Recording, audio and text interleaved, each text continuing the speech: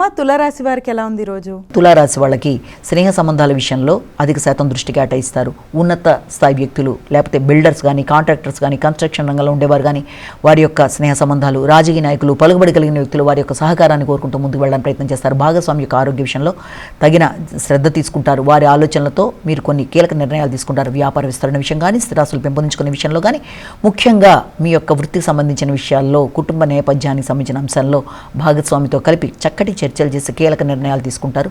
ఉద్వేగాల్ని అధిగమించాలి. వృశ్చిక రాశి.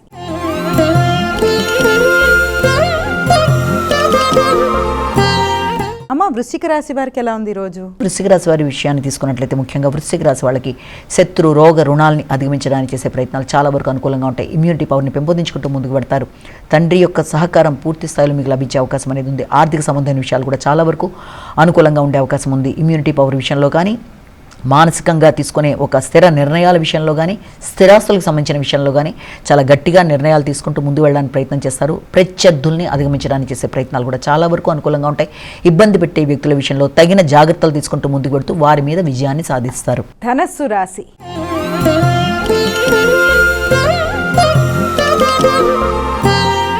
అమ్మ, ధనస్సు రాశి వారికి ఎలా ఉంది రోజు? ధనుసు రాశి వాళ్ళకి మానసిక ప్రశాంతతని పెంపొందించుకోవడానికి ప్రయత్నం చేస్తారు. సంతాన వర్గం యొక్క అభివృద్ధి మీకు ఆనందాన్ని ఇస్తుంది. వారి యొక్క విద్య కొరకు కానీ, వారి యొక్క అభివృద్ధి కొరకు కానీ ధనాన్ని ఆకస్మికంగా ఖర్చు పెట్టే అవకాశాలు లాంటివి కనబడుతున్నాయి. అయినప్పటికీ కూడా వారి యొక్క ఆలోచనలు కానీ, వాళ్ళ ఎమోషన్స్ విషయంలో కానీ తగిన జాగ్రత్తతో ముందుకు వెళ్ళాలి. వారి యొక్క ఆలోచనల విషయం మీ ఆలోచనలకి సరి అయిన సమానంగా ఉండకపోవడం బట్టి కూడా కొన్నిసార్లు ఘర్షణ ఉంటుంది. కాబట్టి సంతాన వర్గంతో విభేదాలు, సంతాన వర్గం మాత్రమే కాదు, ఆత్మీయులైన వ్యక్తులు, ప్రియమైన వ్యక్తులతో ఘర్షణలకి దూరంగా ఉండాలి. దూర ప్రయాణాల విషయంలో ఆచితూచి వ్యవహరించాలి.